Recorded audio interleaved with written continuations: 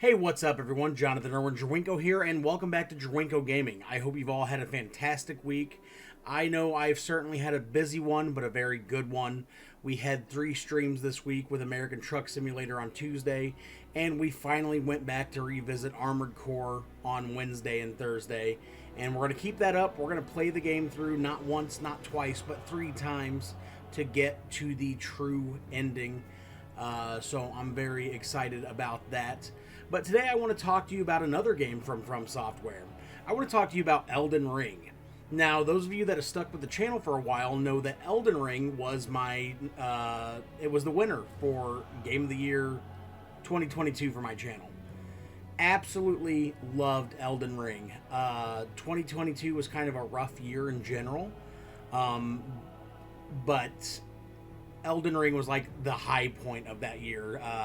That kept me going where a lot of it just kind of went to shit. Elden Ring, man, what a great game. But looking back at that review, and as I've said before on some of the other reviews that came out that year, not really satisfied overall with the final product of those. They felt kind of rushed to just kind of get content out, and I felt like I could do Elden Ring more justice. And wouldn't you know it, an expansion was announced this year, Shadow of the Erdtree, and it's now the perfect time to revisit Elden Ring and not only give you my opinion on Elden Ring itself, but also on the newly released expansion. I am very self-aware that I've said several times already, so now if you hear pauses, that's me restraining from saying as I say right there. I'm still adjusting, and it seems like it's an ongoing process to just try to be an organic me on these reviews, because you guys have said multiple times that you enjoy that. So I'm trying to adapt. I'm trying to adapt to it, and also trying to say and like a lot less. So if there's pauses, please bear with me, and please bear with me if you hear moments of and like, stuff like that. See, old habits die hard. Old habits die hard. Anyway, enough joking around here. Let's go ahead and jump into my review for Elden Ring as it stands in 2024. Is it still the amazing game I played a couple years ago? Or has the newness kind of worn off and I see it differently? Let's see. Host. Is everybody here? I'm here. Alright. Oh god, did you make... Alright, so here's my Oh counter, right? Jesus, Here's that my counter, fucking... right? 239 hours. Level 309. Bam. Oh my god! No! Why would you do that? Because I could have used some items! I already gave you all the items. Why? You didn't even record it. Oh my I did god. record it. I recorded it. Oh, okay, good. Why? Genuinely, Jesus I made another Sword Christ. of Night and Flame. We just talked about this the other day. Oh yeah, you're right. Oh, well, lost the Well. Oh my god. Physically Fucking upset. idiot. idiot. No, that was great. Yeah. Listen to your reaction. Why? Oh, this is gonna be great. My Elden Ring review. I hate you. When players boot up Elden Ring for the first time, they'll be dropped into a character creator. Now, from this character creator, you can pick one of several default classes, but it's important to stress that these are not something you are inherently locked into. This is just kind of to start you out at the beginning of the game, and in some ways it can set you on the path towards what you want to do in the future, but you are not locked into these by any stretch of the imagination. Now, when I played this game the first time around, I played the Samurai default class, and I kind of built up around the whole Samurai aesthetic. With this new character, I did that again. I'm sorry, I love Samurai stuff. You give me the Samurai option for any game, and I'm going to pick it. But I also dabbled in some of the other builds to start with, including the Wretch, which was very fun. I like to say that that starts out as the big bonk mode, and you run around, you just hit things with a stick until you decide you want to do something else. And I also tried out the Vagabond, which was kind of a sword and board type default setting. But like I said, you start out with these classes, but you're not locked into them. You can always turn into something else later on. At this point in the game with my samurai, I have a good combo of like the samurai aesthetic, but I also have some magic on the side in case the situation ever calls for it. Now, beyond these default classes, you can also create your character from a physical perspective. You can pick a male or female body type. I believe it's called body type A, body type B. I know that rubs some people the wrong way, but I would be, if I don't tell you guys it's there, then people go, oh, why didn't you warn us this game's woke? Well, for one, the game's not woke. It's just, it's the same body types. You guys know what they are. So quit stressing about it. Is it a silly change? Yes, but it doesn't hurt you. Beyond that, you can customize your character's appearance and looks and stuff. Now, I'm not the biggest fan of FromSoftware character creators in general. They always kind of have like a weird body proportion thing going on to me. I always feel like the torso in particular looks odd compared to the rest of the body.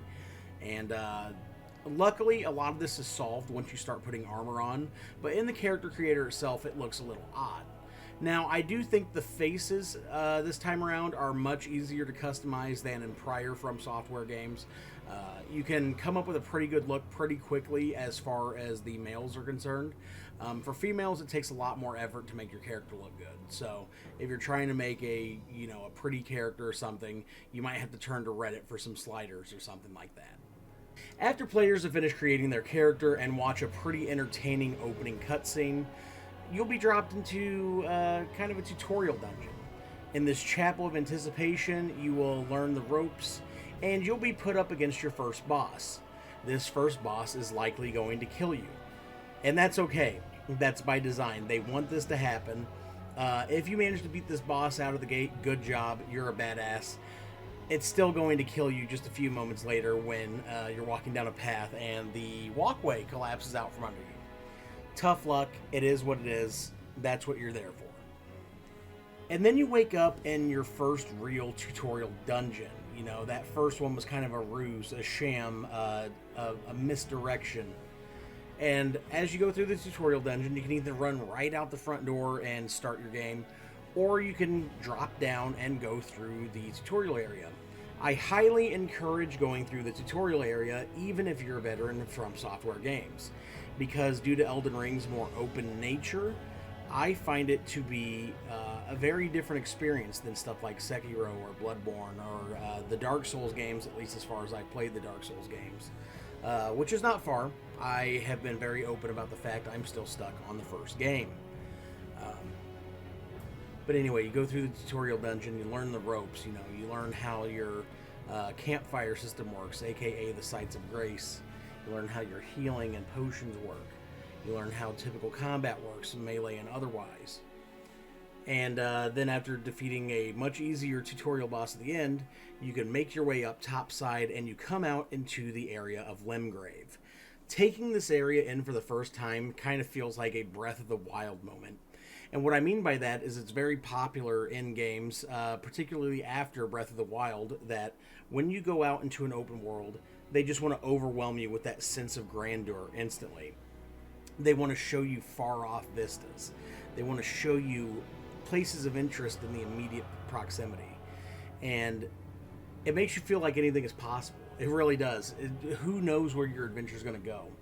When you stand here for the first time, you'll see a castle over on a cliff. If you look to the east, you'll see a land of red in the distance. You'll see a massive tree, the Erdtree, knowing that that's your goal to get to as you go on.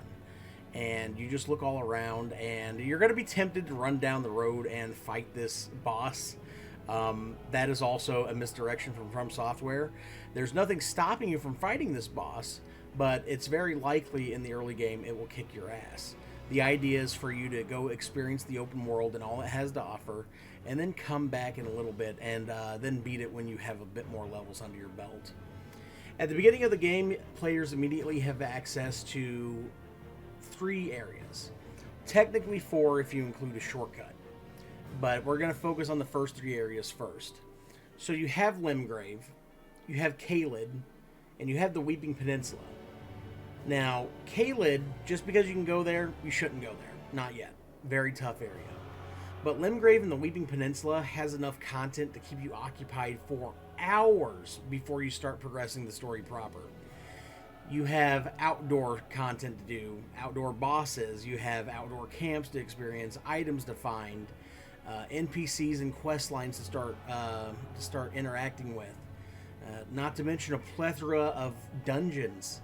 It's very cool. It really shows you that there's a lot going on here, and you feel this air of desperation in the area, because even though there's a calm peace to it, you can tell that something's not quite right about this world. That the lands between is... I don't want to say in its death throes, because that's completely counterproductive to what the lands between actually is, but it feels like it's not right. It feels like people aren't truly living, and they're not truly dead either. They're just existing, coasting by. And when you're in an atmosphere like that, that can drive everything, man and creature, to points of absolute madness. And it shows. It shows at times. And once you're finally on your way to Stormveil Castle, you have one more roadblock to get through. Introducing Margit the Fell. Your first lesson in getting good. Now, I don't want this footage to be misleading, because I didn't really have that much trouble with Margit the Fell, and different builds and different playstyles are going to have an easier time and a harder time in general. But if it's your first time playing a FromSoftware game, or it's even just your first time playing Elden Ring, Margit might give you some trouble. He is what many would consider the first filter boss of the game. Now, for people that are unfamiliar with the term filter, and I apologize if I brought this up already, this is just kind of a common thing when I'm talking about a FromSoftware game. A filter boss is basically your get good moment. And that's not to disparage anybody, it's genuinely asking you to really invest into learning what your character can do, what the gameplay mechanics are. This fight can be as easy or as hard as you want to make it, honestly. So for me, you see I have some summons here. Why not? Why wouldn't I have summons? The game gives them to you to use, I'm going to use them. Now, you're going to have purists online that'll be like, well, you didn't even really beat the boss if you use a summon. Oh, you summoned Rogier to help you? You didn't really beat it. Oh, you use Spirit Ashes? I don't think you really beat it. What I want people to understand is that as long as you're not actually cheating, manipulating the game in some way, shape, or form, like that actually is against the rules, don't cheat is what I'm trying to say. Do not cheat is what I'm trying to say. Otherwise, any way that you beat them within the context of the game itself, congratulations, you beat the boss. And Margit the Fell is supposed to be that first really feel-good moment. It's going to be the first boss for a lot of people that you get stuck on. And then you beat him, and it feels good. And then, you get rewarded with your first legacy dungeon of the game. Welcome to Stormveil Castle. You've already been enjoying the open, sprawling world so far, but Stormveil Castle and other legacy dungeons like it are closer to a more traditional FromSoftware experience. You could expect sprawling but slightly closed off massive dungeons, and there's really a lot to go through. You can spend a couple hours alone just in Stormveil Castle, exploring it from top to bottom, finding all the items, experiencing all the different enemy encounters. There's even a hidden mini-boss. I don't know if it technically counts as a mini-boss because it doesn't have a health bar, but for all intents and purposes, I would consider it a mini-boss because you fight it in like its own closed-off arena and stuff. There is a lot going on in Stormveil Castle, and it really drives home that even when you're not in the open world, exploration is still a must. There are so many good items and even friendly and enemy NPC encounters that you could easily miss out on if you just run straight for the final boss room of this dungeon. And out of all the legacy dungeons in the base game, I think Stormveil Castle really hit differently for me compared to all the other ones. Just because, like, you're walking up this hill, and here's this massive castle just decorated in gold, and you can feel that this was once a glorious, glorious place. And yet it's just gone to waste. It shows that when everything's said and done, this too will crumble. This ivory and gold will too be in shambles. And just the environmental storytelling here is on point, and it's like this for every legacy dungeon. But for Stormveil Castle in particular, being the first one you run into, chef's kiss. Not sure if you heard it. Mwah! Chef's kiss. I love Stormveil Castle. But before you can say that you've truly wrapped up Stormveil Castle, you have one more obstacle left in your way. Enter Godrick the Golden, better known as Godrick the Grafted. Once a man of noble sorts, he has resorted to increasing his power by grafting on the limbs of people that he assumes will make him more powerful in the process. Being a demigod, the magic that goes along with this makes all the limbs actually work and stuff. And, you know, despite the footage, it might be a little underserving here. But just keep in mind, it's because I played the game a lot. For a new player, this might actually be a pretty rough fight.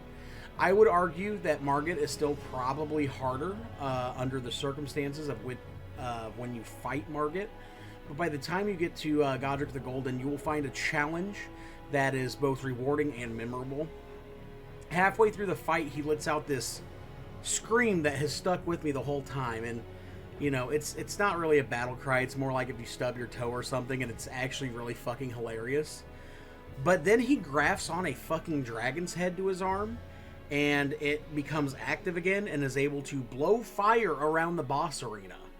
And it really goes to show how a lot of these games, a lot of the bosses in Elden Ring, usually have a phase 2. And the phase 2 is usually them going, alright, I'm done fucking around with you. I'm going to beat your ass. I'm going to beat your ass hard.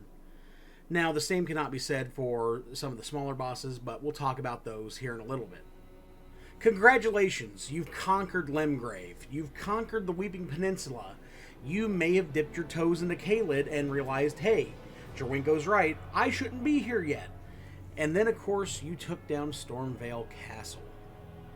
You took down Godrick the Grafted. He lay dead at your feet. And you have secured a shard of the Elden Ring. So what next? Surely the game's over, right? Not by a long shot. As you go through the back of Stormveil Castle, you are treated to a beautiful vista, where out in the distance you can see another massive structure. The Raya Lucaria Academy. It's very Hogwarts looking even from a distance, but it sits over this sprawling, beautiful, forested lake area, and then on either side you have these rolling hills. And there's so many points of interest just in this area. And I remember going here for the first time and being like, wow, the first half of the map was great. And then the game will hit you again as you go on. This isn't even half the map yet. There's areas beyond Liurnia of the Lakes. Up on that hill, next to that big tree, whole other area. Beyond that area, whole other area again. And guess what? Even more areas. And that's not getting into Caelid. You know, that's not even talking about Caelid yet. Elden Ring is massive, and behind every corner, there's another personal story to find. There's another little journey for you to do. You got your legacy dungeons, which those are going to be the main focal point narrative-wise, and are hands down going to be the best experiences in the game as far as dungeons go. But you also have a shitload of catacombs and caves throughout the game too. Now, I will say this, despite enjoying the amount of content that you can get out of these extra dungeons, these catacombs, these caves, sometimes it does feel like they could have done more with them. There are several of them that feel very samey. And this is not a problem with the legacy dungeons. This is solely for the side content. But you will see a lot of repeat bosses in the side content. And they are fun to fight. And there's already a huge variety, I will say. But I would have liked to have seen even more.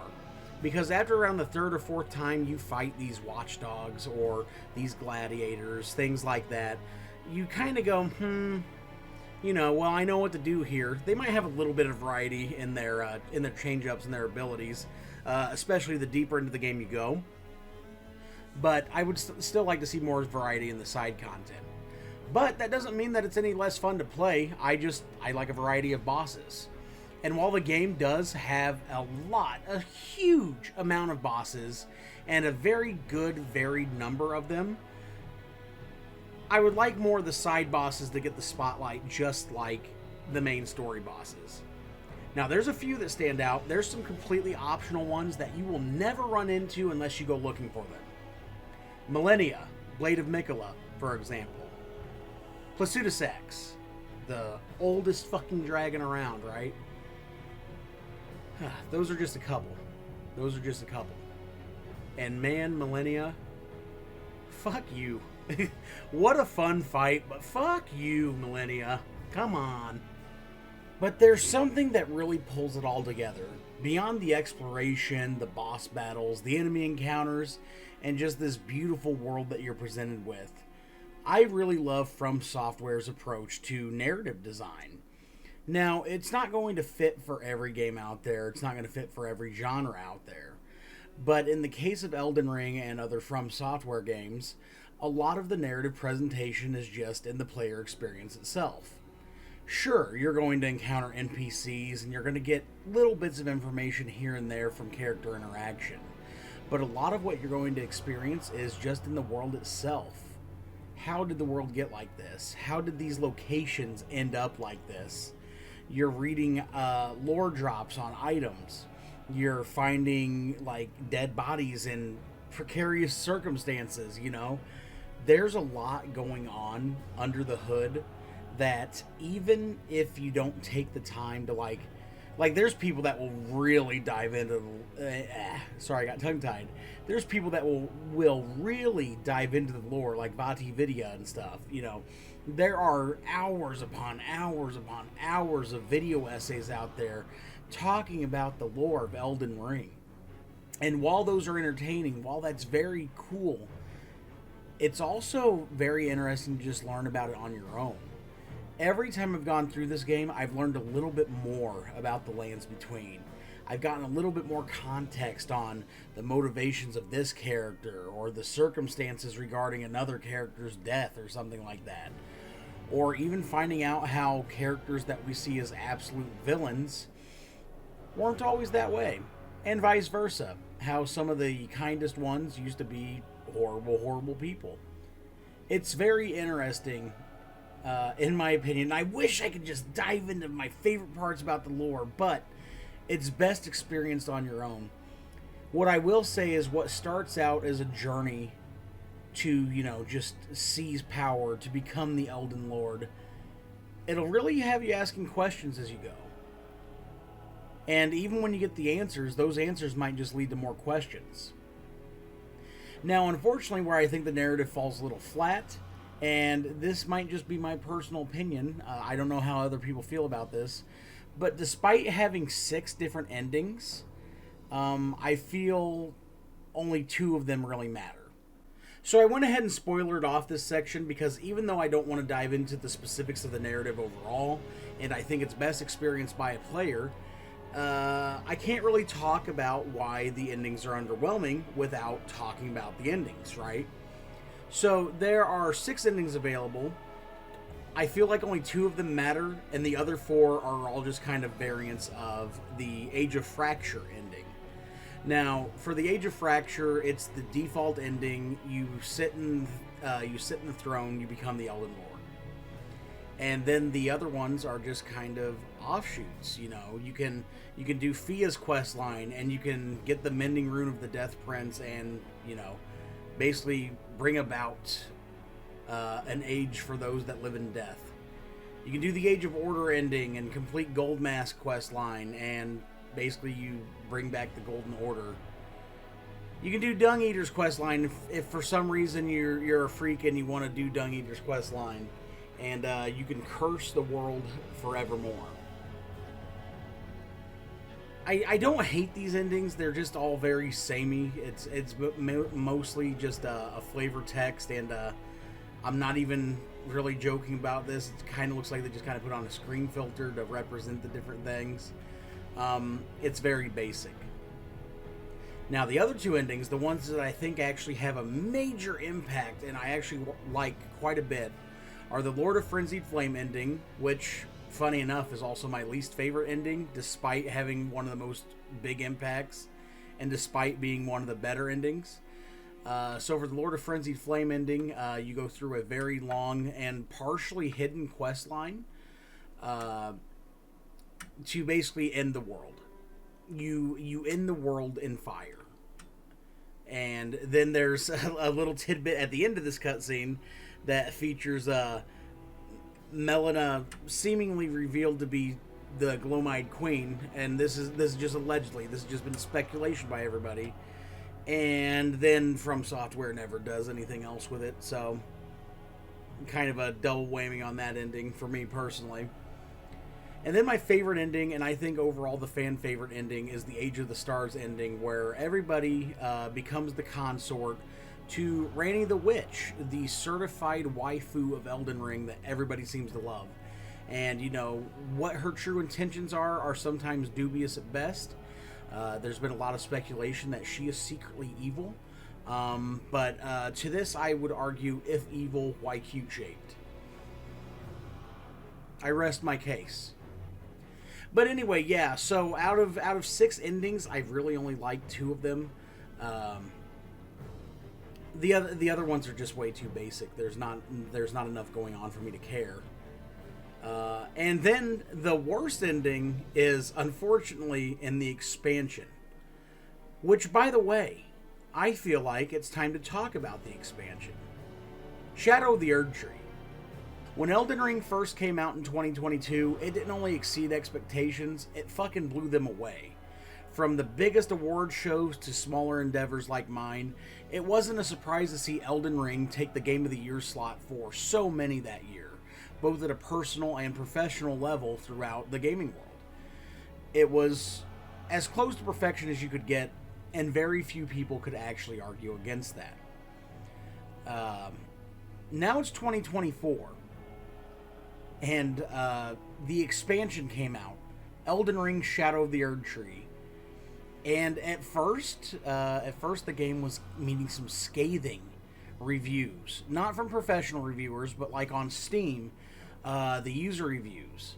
Now, of course, you had some very valid ones that were talking about things like some performance issues, which were there the first couple days. I cannot deny that. But mostly seem to have stabled out by now. But first people were complaining about the difficulty. And let me tell you, Shadow of the Erdtree is a lot fucking harder than the base game. When I first went into it, I went into it with a level 150 character, I believe. I'll have to go back and look at some screenshots, but I believe it was around 150 or so when I went into the expansion. And the first enemy I ran into almost killed me, and I was like, haha, what the fuck's happening? That felt like a mini-boss. And then I ran into the first actual boss. I'm like, oh no, what is going on? So, first off, before I continue, I want to say that Shadow of the Erdtree is an amazing expansion. It's also an expansion that can be the most punishing fucking thing ever if you're just going into it or you are actively avoiding the Shadow Tree fragments. Which from here on I'm going to call them Skidoo Tree fragments because that's how it's spelled. And I know it's some old English bullshit, but Skidoo Tree, Skidoo Tree, Skidoo Tree. I'm going to keep saying it. So a lot of the people in the review bombs were saying that the game, this expansion, was way too difficult. And what I come to find out is that they must have just been having either difficulty getting the Skidoo Tree fragments, or they were just ignorant to them. I don't know if they were ignorant or if they were just actively avoiding them. These fragments are basically this expansion's way of leveling up.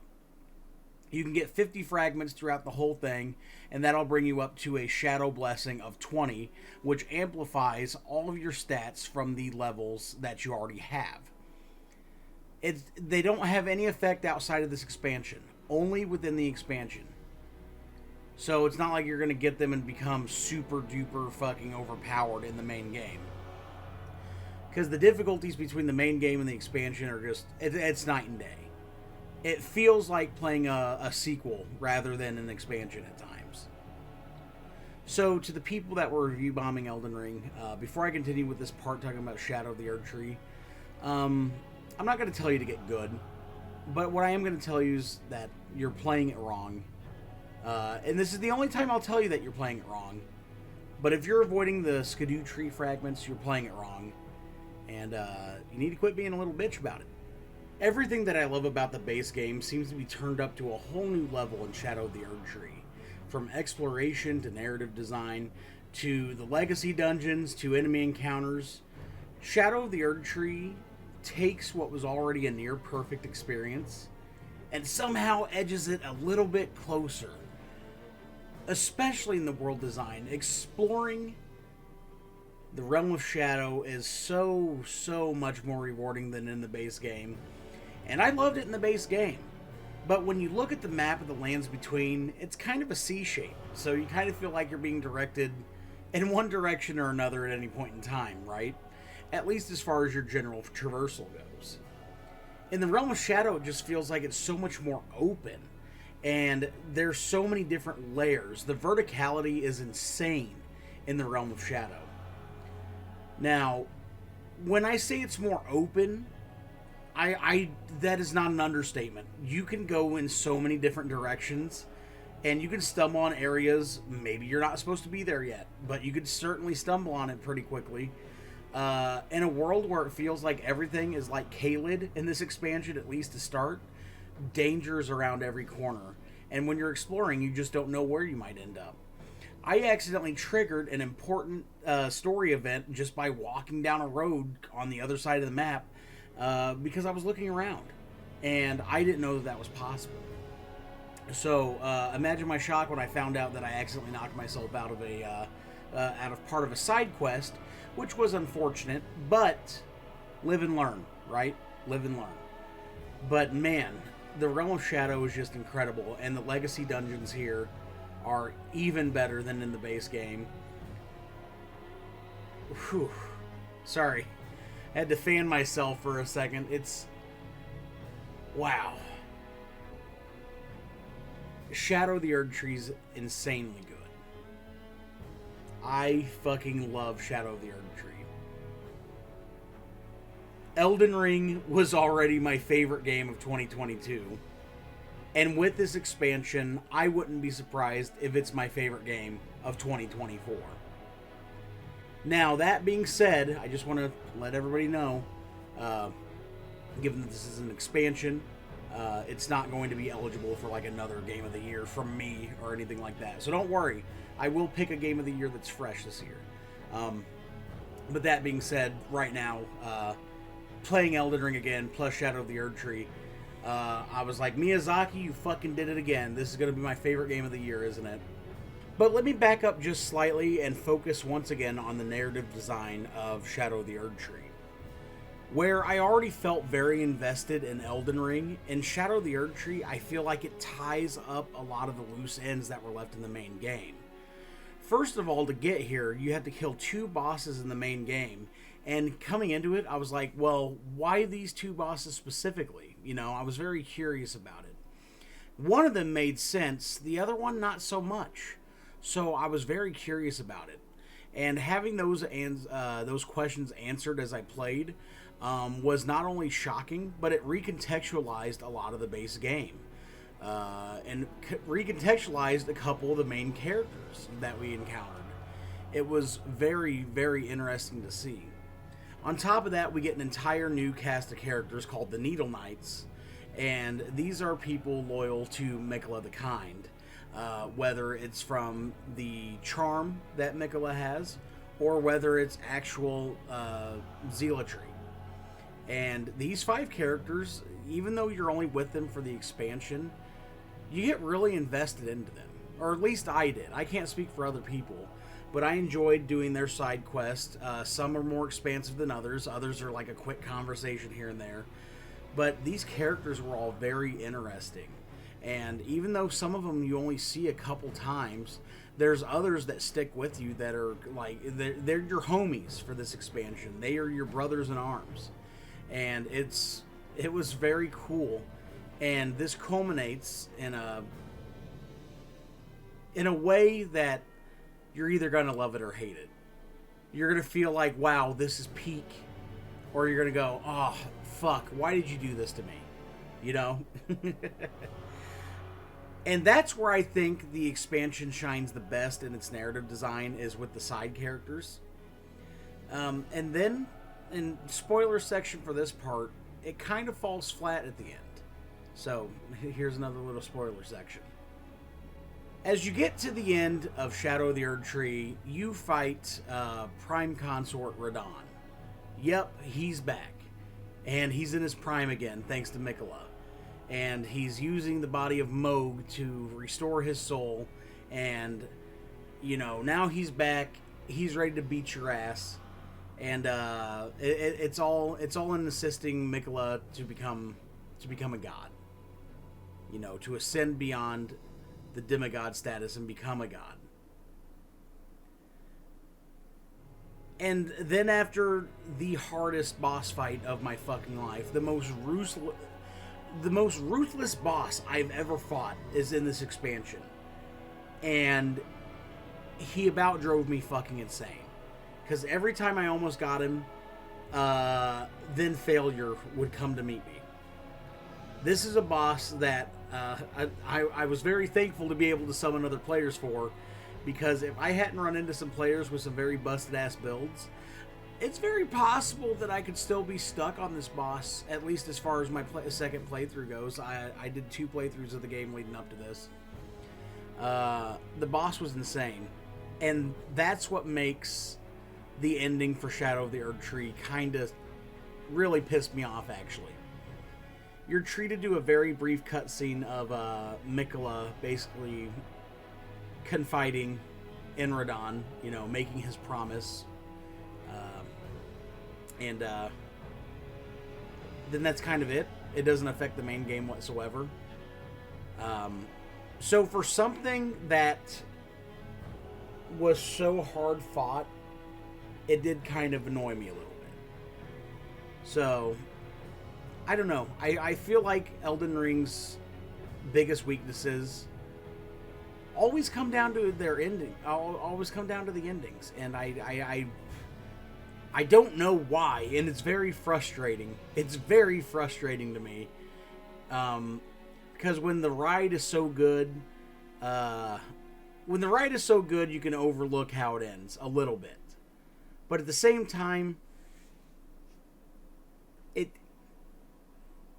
it dampens the satisfaction just a smidge. And it's very unfortunate because, like I said, between the base game and the expansion, this is as close to perfection as you can get. If the endings had matched the rest of the quality of the game, I feel like there would just be this, like, the thinnest hair separating it from the textbook definition of perfection in my eyes. Still one of the most incredible games I've ever played. Easily the best expansion I've ever played, but at the same time, those endings hurt, man. Those endings hurt. Between the main game only having 2 that I actually liked, and the expansion just kind of giving you a little monologue. Yeah, it hurts. So I've talked about what I love about the game, and I've talked about what kind of falls flat for me. But what I haven't talked about yet is something that's very messy, but very fun when it works. I want to talk about multiplayer in Elden Ring. Now, first I want to talk about co-op. This is where I feel like Elden Ring has its biggest weakness overall. If you want to play co-op with your friends, you can, but it's very sloppy. You invite your friends to your lobby, and then you can play for a bit, but while you're doing that, you're susceptible to enemy invasion by other players, which is fine, because you can kill them, you know, it's whatever. But if they kill you, you're sent back to your world. If they kill the person hosting, you're sent back to your world. If you ever die, you're sent back to your world. If the host dies, you're sent back to your world. Despite having a co-op mode available, it feels like they don't want you to play co-op, even though the idea of a FromSoftware experience is a shared experience, whether you're directly playing together in co-op or you're just discussing the game out and about, right? So luckily there is a workaround for this. There is a mod on Nexus Mods, which my friends and I have used. It basically creates a separate save file that is completely offline off of their servers, so you're not going to risk getting banned or anything like that. At least according to the mod maker. So far we haven't had any issues with that. It makes the co-op much more fun. It's still messy. You can't get around FromSoftware's netcode issues on some things. And with an unofficial mod, of course, you're going to have some more of those pop up. But I have dabbled in the mod with some friends, and it's been pretty fun. It's been very interesting. And you can have a major party size if you want. I think at one point we had 6 people in the lobby, which was pretty interesting to see. Now, my favorite part about the multiplayer is the PvP, though. My buddy Kyle and I will beat the shit out of each other constantly on this game. And we have literally spent hours just fighting it out, testing our builds, seeing who comes out on top. And that's just been a really addictive aspect of it. Now, again, the netcode rears its ugly head. But overall, PvP is pretty cool. I just hope in the future, as FromSoftware keeps making more games, I hope they really start to pay more attention to the multiplayer side of things. Not just by cleaning up their netcode, but also making any co-op experiences more user-friendly. Because the co-op in Elden Ring really got a chance to shine, but only after a seamless co-op mod was made.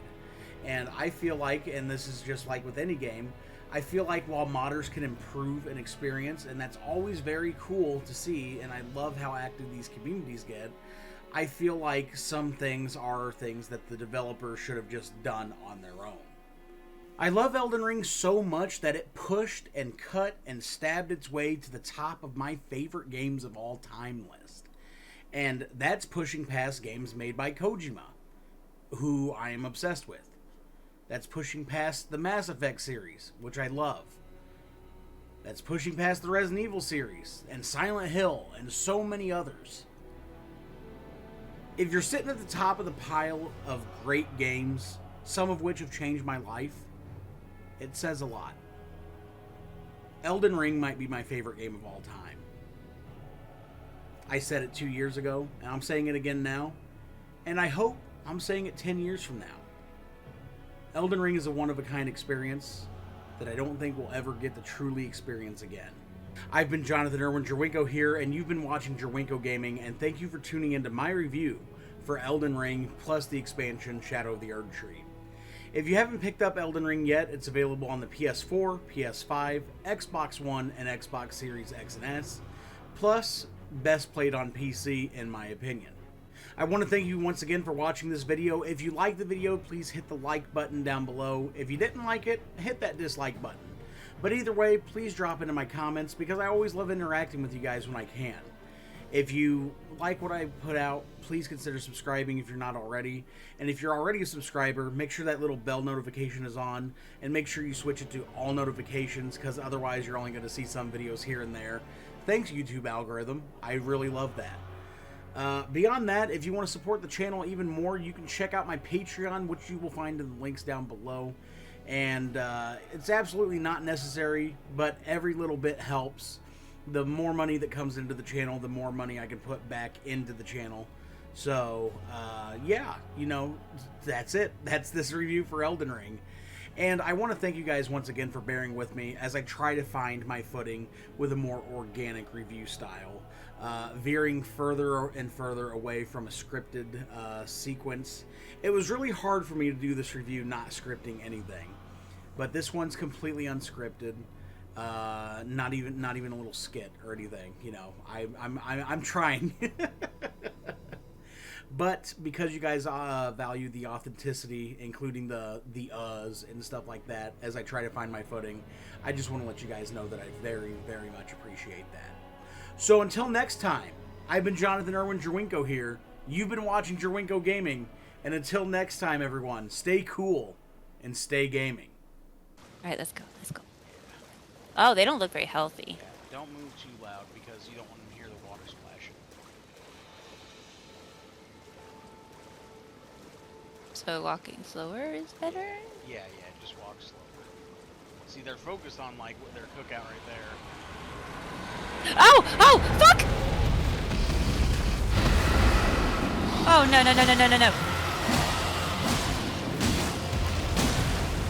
You're mean! Oh. I got people that don't like me in the industry. I can feel your energy. You were not a friend of me. 'Cause I have been to places